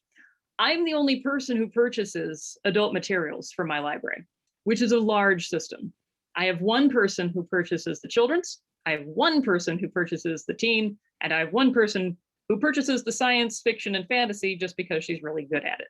But generally speaking, we are centralized. It's a one-lady show, which makes it difficult when you are trying to make your collection as equitable as humanly possible. So a lot of what you've heard today is about conducting equity audits, and that's after the fact. A lot of what I look into is the purchasing and the weeding. So, because a lot of the times when you are doing the equity audit, you're not really getting a sense of what is coming in, and you're certainly not getting a sense of what is being taken out. So we're going to sort of look at the front end and the back end of the process. And the first thing I want to talk about is, yes, the weeding procedures. And for that, we use Collection HQ. We've been using Collection HQ for, I think, at least 6 years, I think 7 years at this point. So we have a lot of data. If you're unfamiliar with the program, this is something that takes your library's data and it really analyzes it for you and allows you to see the trends where you really need to weed, where you haven't weeded before. We use it in conjunction with ESP, which we use through Baker and Taylor to sort of predict how well something will circulate. But we have found that ESP is not the most equitable thing to be using, because ESP has a tendency to say, well, this Black author has not circulated well, therefore you should not buy them again. So we ignore ESP when it comes to anything like that. Now, I do like Collection HQ, but generally speaking, it's when it comes down to the weeding, that's the thing that I get very interested in. Now, when I weed, I have to say, I have a very specific system. When I'm weeding the fiction and when I'm weeding the nonfiction, I am taking note of every single book and what voice is being represented with that book. And I have a rule, generally speaking, with fiction. I know that some branches, it's 18 months is how long you can stay. That is not the case for our Black authors, our Latinx authors, and our Indigenous authors. They stay for anywhere between 7 to 10 years. And what happens is I keep track. I track every single one of those books. They're not circulating, then they need to get in displays. And I'll talk a little bit about displays in a bit here. But basically, we get those books and we try to promote them as much as possible. If it's any longer than that, yes, it does get weeded. But generally speaking, these books, which did not have a chance to have a huge promotional push when they were initially purchased, need a chance to sort of have their face out and, to see the world to a certain extent. So, I check up, I keep track of things. And then I have different displays. Now in my library, I should say that we all have different library role models when it comes to what we do. Mine is Skokie Public Library. So a couple years ago, Skokie did a rework of their library displays. I was watching a talk on this sort of topic, and the librarian who was speaking said that she had recently been in a position where she was putting face out different authors of color so that their books would circulate better. And she turned one out, and it was an East Indian author. And she went to turn another one and thought, oh, I just turned an East Indian author. I can't have two next to each other. I better find someone else. And she had to stop herself and be like, wait a minute, what am I doing? That doesn't make any sense at all. So we have sort of these assumptions when we're making displays. And I love displays because they really have a way of bringing out not just the dead items, but the dead on arrival items. And these are the items that didn't circulate twice in 6 months since you purchased them. We have a whole list from Collection HQ of these, and we go through them and we make sure to put them out. And so every display that Skokie puts out, whether it's international photography or cookbooks by Chicago restaurateurs or weight loss tomes, they do it with an equitable lens. They make sure that a variety of voices are being represented. And if we have a display, we also do themed displays for different times of year. For example, we have our Indigenous displays that we do in November, but we find we get a much better response from our public if we don't do them in November. We do have some in November, but then we also have some in July, and we have some, at other times of year, and we get the most compliments from that, being like, thank you for not just relegating all the Indigenous books to one time of year. Make sure that you are filtering them into your normal displays and then also highlighting them more than one time a year. And that's sort of, it's gotten a good response. Now, the question really then becomes, how do you track your purchases to a certain extent? about 3 years ago, there was a huge call from my community saying that we didn't have enough Black authors in the system. And this call would come from a variety of different areas. Finding people saying this thing, they don't always just come up to you and say it, and they don't always email you. You have to listen in. I went to a board meeting for the city where the library was being discussed, and a woman said, there are no Black female audiobooks. I cannot find any. And this was the first I had heard of this, and I went and checked, and darned if she wasn't right. There weren't that many Black female audiobooks. So how do you keep track of what there is? And when you keep track, how do you see where the gaps are? So when we came to making more Black authors in our area, I decided that, well, I think the best thing to do is to keep track as minutely as possible. And so this is what I do. And yeah, it's a doggone beta Excel spreadsheet, and that is what I use. But because I'm the only one buying all the adult materials, this is what I use. So basically, every single Black author that I purchase, I keep track of. Literally every single one. I have a spreadsheet up as I'm doing my ordering. I can just put them in one by one. I keep track of, actually, this is not completely up to date because now I'm putting in the ISBNs, because Baker and Taylor has asked that I start to do that. And I'll explain why a little bit here. So basically I put in the subject area, and then later I can go back and make sure, well, did I buy that in an ebook? Did I buy that in the e-audiobook? Did I buy that in a large print edition? Did I buy the physical audiobook? This has become a very useful chart for me, because then I can go back and I can say, well, okay, it's been a while since I bought a whole bunch of large print. Let's see what we can buy. And then I can put them on these sheets. These sheets also become very useful for the aforementioned displays, because then when I have a certain topic, I can sort of go through them and pluck things out and put them on display, which is really nice. Now, we started with Black subject matter, and then we would keep track of whether or not it was own voices or not. Then we decided, well, it was working pretty well. We extended it to Latinx titles, and then we extended it to Indigenous titles. And boy, there were not a lot of Indigenous books being purchased for the library system. But when I started keeping track, I was able to at least buy as many different versions and as many different places as possible to sort of get them onto there. So that was just sort of another way that we had of kind of keeping track.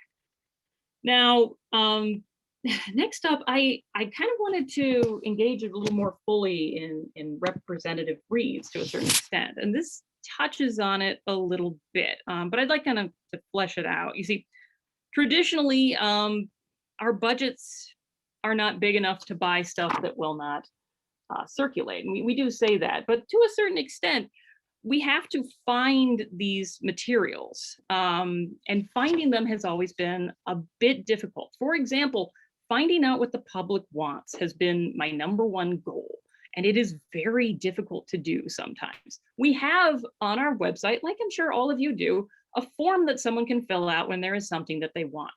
Finding the form is a little difficult. You have to go through the catalog. It's sort of on the left and a bit low. You wouldn't necessarily notice it there. There is another place on the main page to find it, but you kind of have to know which tab to go to and how to get to it. We also have slips in the library, physical slips a person can fill out and put a suggestion box, but it's kind of hidden on the back of the desk. I, for a while, would have my librarians, every time someone asked for something we didn't have it in that location, I had them fill out slips as well for me. But again, that's a lot of extra work on their part. So the question is, how do you find a way to get people to tell you what they actually want? And I've been trying a variety of different things. And it's tricky to find as diverse a collection as possible. You know, I go to different types of conferences and I look at the books there. I go to, we being in the Chicago area are lucky because we have a lot of Black owned bookstores in the area. So, you know, you can go to Semicolon and see what they have there. You can go to Afroware. You can sort of see what's on the shelves there. Newsletters, you can belong to newsletters that can tell you about all the new Black themed books that are coming out. Obviously, my aforementioned spreadsheets are useful, but then we had the idea, and this came from the original assessment from Dieta Jones, and it was a suggestion that I had hoped for, and that she said, well, wait a little bit on it, but then you can do it. So as I mentioned before, we started a racial equity task force. Members of the community who joined to help the library sort of move forward with different equity subjects. I wanted an offshoot of that to help me with collection development. And Dieta said, don't do it right away. Let's get the racial equity task force off the ground. Give it a year. And then after that, you can make your own task force. And I was like, okay. So we waited a year. And then because how we created the racial equity task force was by appealing to the community and asking who wanted to take part, we got more people wanting to take part than we had slots. And a lot of these people were fantastic. So I reached out to some of these people that almost made it into the task force, but hadn't quite, just for one reason or another, and asked them, well, would you like to be on my own task force? And that's the Collection Advisory Committee that helps me purchase for the Black Evanstonians of my city. This committee was initially a committee that I sort of formed with the idea that they would help me with book suggestions. And they do that to a certain extent, but their ideas have gone far beyond what I had initially envisioned. They do ask for specific types of books, but they are more interested in looking at how the collection the Black community of Evanston. So they have made display suggestions. They have come up with the idea of, look, how is the library benefiting the Black community when it comes to your purchases? So we've paired with a Black bookstore so that we can start purchasing from them specifically for certain titles. We can't do everything because we buy mostly through Baker and Taylor, but this way we can sort of support a local bookstore and increase. Let me tell you, they can get books that I can't get from Baker and Taylor a lot of the time, and they know about books that Baker and Taylor doesn't know about. So we've reached out to two that I think we're going to be working with more. We're thinking about putting book plates mentioning where it was purchased from. They came up with the idea of making better known a racial equity statement that the library put out. They had an idea for a display for that. And of course, they want to do a Black Literary Festival at some point as well. So we're going through a bunch of different ideas that we never would have had we not found a way to reach out to them in some way. This has been working pretty well. We haven't gone a full year yet. When we do, I would like to, we have a Latino engagement coordinator at our library. And so we've talked about possibly making a Latino collection advisory group as well, and then maybe a GLBTQ advisory committee. So we might have a bunch of different people leading a bunch of different committees in the hopes of sort of advising me on collection development in ways that I would not have been able to do myself. So sort of looking for the future, like I say, we kind of want to expand our collection advisory committee to a certain extent. And yes, we are doing audits, but they're slow. We don't do audits as quickly as other libraries just because we're reliant heavily on volunteers and part-time staff, which makes it very hard. And then when COVID hit, now we're in the library half the time that we were in there before.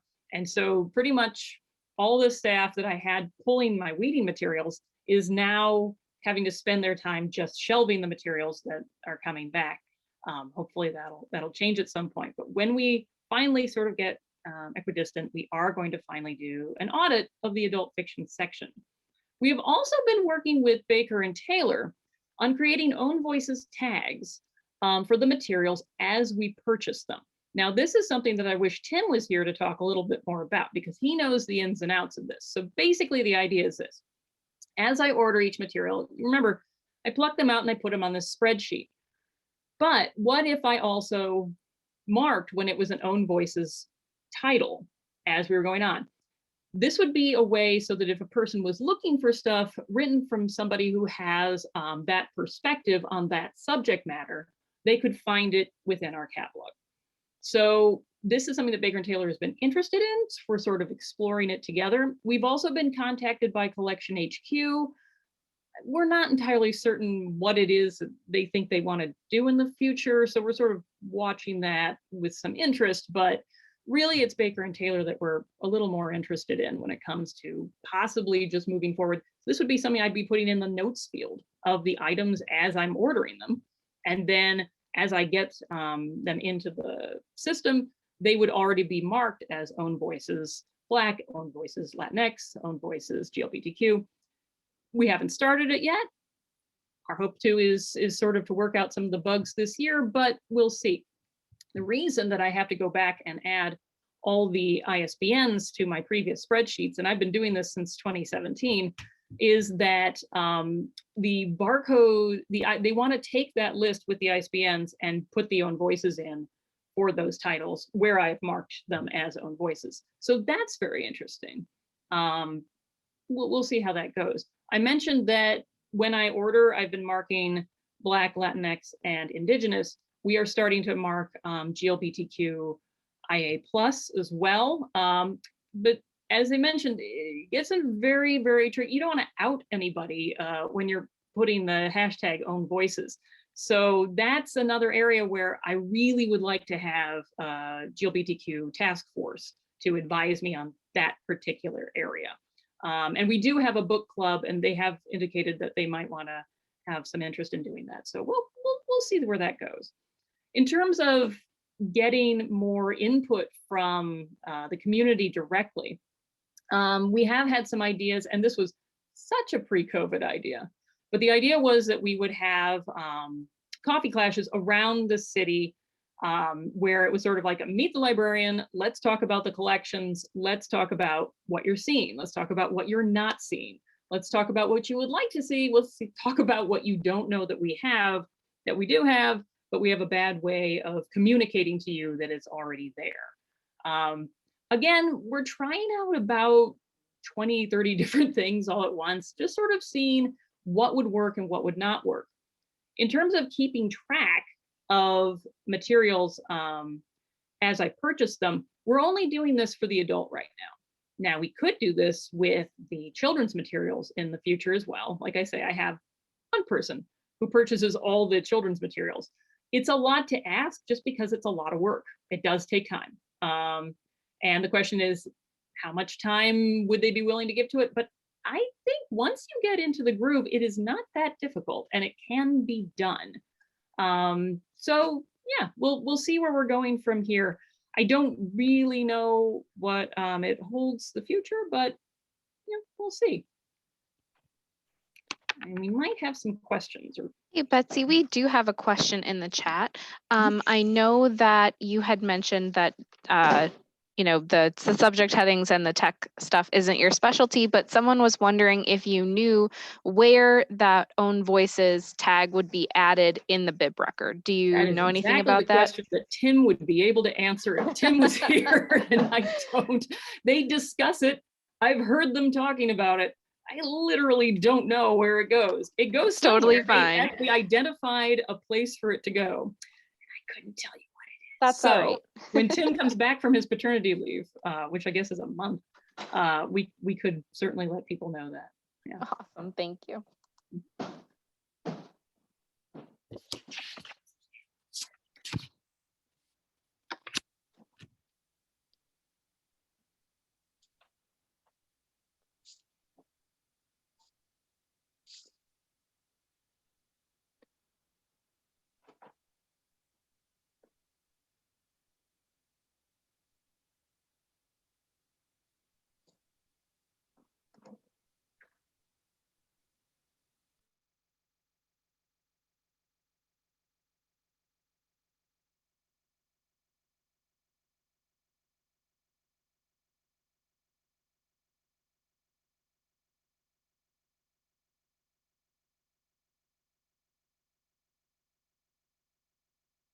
All right, I just wanted to, we had a couple extra slides just for some further reading on staff training and also some other presentations that we felt were helpful for the research. This is some of the staff training that our panelists at the 3 different libraries have been doing on diversity, equity, and inclusion. We had the Ryan Dowd Homeless Academy Equity in Action, I know that 2 of the libraries had participated in the Library Journal webinar. Lagrange Public Library had done equity, diversity, and inclusion listening sessions with RGW Consulting. And then Betsy had mentioned Project Ready. And then there was another training through lynda.com, which was called Adding Value Through Diversity. And then the next, the last slide that we had was just a list of some further reading and also some other webinars that we thought were relevant to this topic on cataloging and collection development and diversity. These were several university libraries, and then I haven't even gotten a chance to watch this. What if I say the wrong thing? But this is really good for staff as they're going through and doing these diversity audits.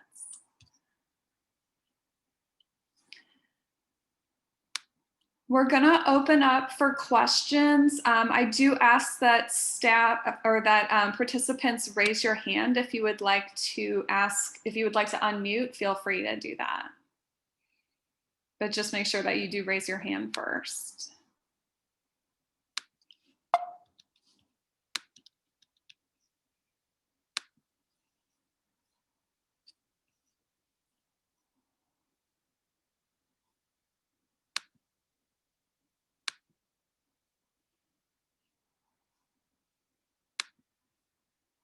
Oh, and people can ask questions in the chat too, that's fine. I know not everyone has access to a microphone, so.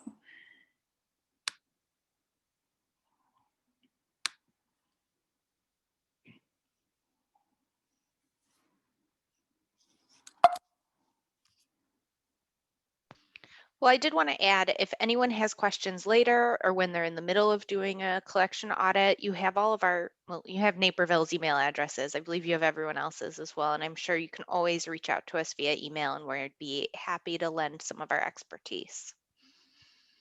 Yeah, Rebecca, you shared our email addresses, right? Yeah, they're on the end of each of the library's slides. So each library has the slides and then the contact information is at the end.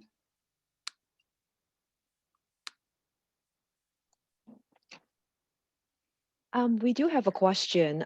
Deborah from Berwyn Public Library. Has anyone committed to iCurate diversity audit from Ingram?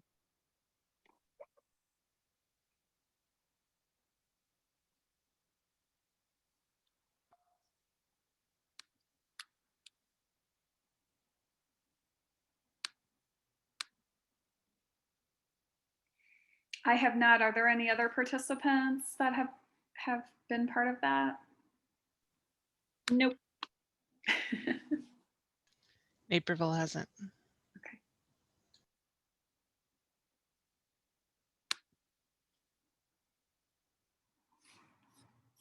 I just realized I don't know if people can raise their hand. Maybe that we can only do this through the chat. We have another question. Has anyone in a consortium considered ways to record author or character diversity info where other libraries can share it so the same info doesn't have to be created multiple times? Yeah, absolutely. I've considered it. And I don't know the solution, so I would love to know what other people have come up with, honestly. Well, and it sounds like at least one of the SWAN libraries has created a list of controlled vocabulary that they can put into the item record under the category 4. And then it's very possible that everyone can see that from other libraries, and we can run statistics off of that data as well.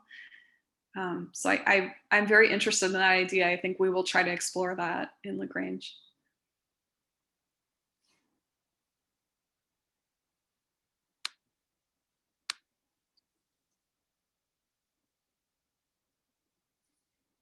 And I will say, I know that right now in SWAN, we don't really use local subject headings except for something like Illinois local authors. I know that some libraries are indicating if there's a local author from their community. So there is some precedent for that. We just haven't really explored adding any other additional subject headings or 655's genres like hashtag own voices. We just haven't really looked into that very much. And there is another question from Brian. He was wondering if anyone has created a list of problematic Library of Congress subject headings. That's a really good question. I'm going to go back one screen here. I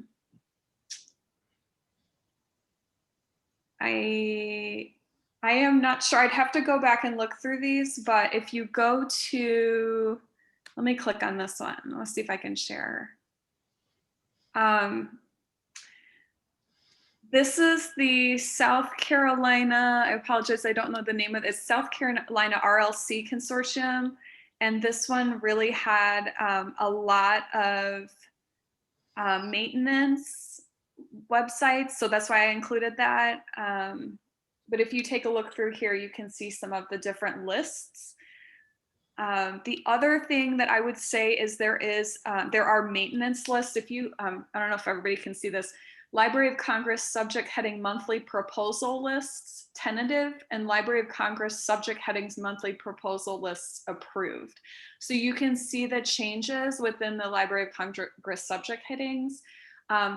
These are proposed changes for problematic subject headings, where the phrasing, you know, is updated.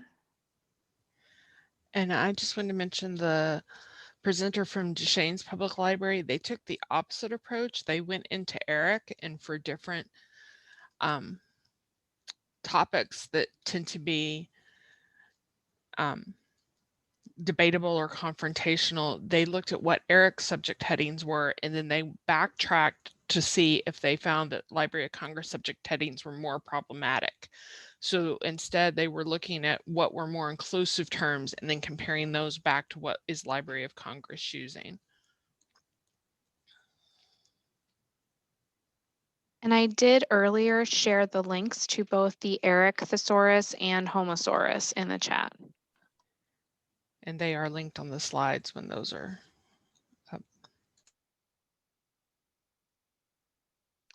There's another question here. For those libraries using Homosaurus and ERIC, what mark fields and indicators are you using? So I think that would be directed at us because I said we were going to. And like Betsy, my background is in collection development. However, our cataloger is on here. If Shelley wants to jump in, she's the one who's going to get to implement my grand vision. Hi, can you guys hear me? I was having trouble with my audio and my microphone earlier. Yep, we're good. Okay, good. Yeah, we haven't started yet, but since we are a standalone, we do have the ability to use other thesauri. We use like a GSAFD and other alternative thesauruses subject terms already. So I would imagine similarly with the ERIC headings and the Homosaurus headings, we would use a 650 field with a second indicator of 7, indicating that it's a different thesaurus than Library of Congress, which would be 0 for a 650, and then a subfield 2 at the end of the field with the identification of what thesaurus we're using. If it's a genre term, a 655, similarly, second indicator 7, same thing, subfield 2 at the end with whatever the appropriate abbreviation for that particular thesaurus would be. So I imagine that's how we'll be handling it, because that's how we handle local subject headings and alternate thesauruses besides LC headings currently.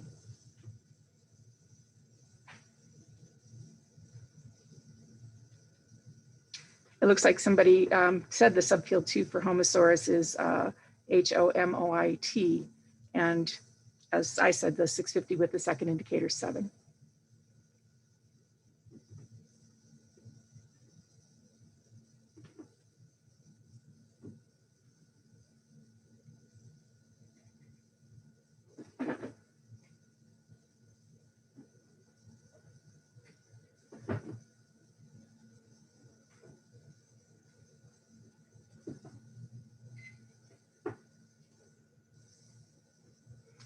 People are on it. Victoria's saying that there's also the correct code for ERIC. subfield 2, ERIC, E-R-I-C-D.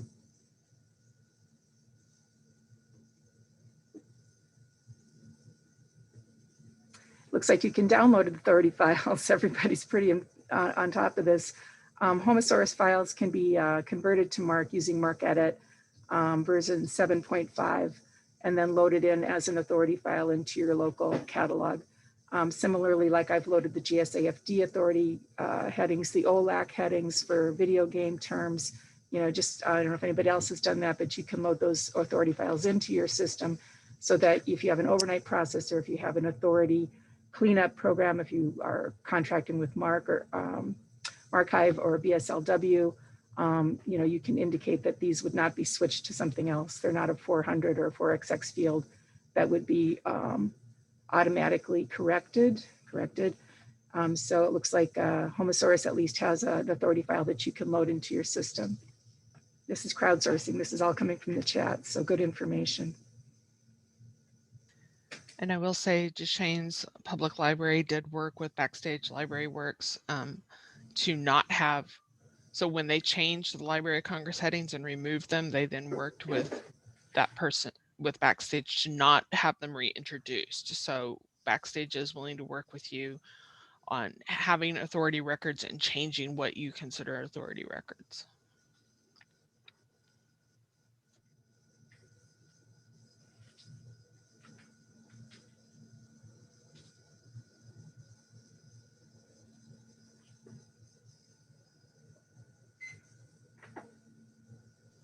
Okay, did we have any additional questions before we finish up?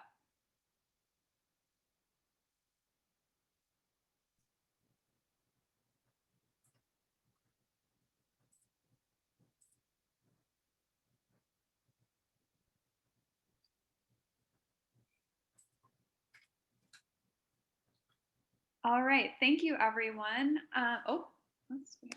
It's just a thank you. Yes, again, thank you, everyone. Thank you for to our panelists also for joining us. It's greatly appreciated and very informative. Just a reminder, please check out the LACONI.net website, the calendar and the technical services section page.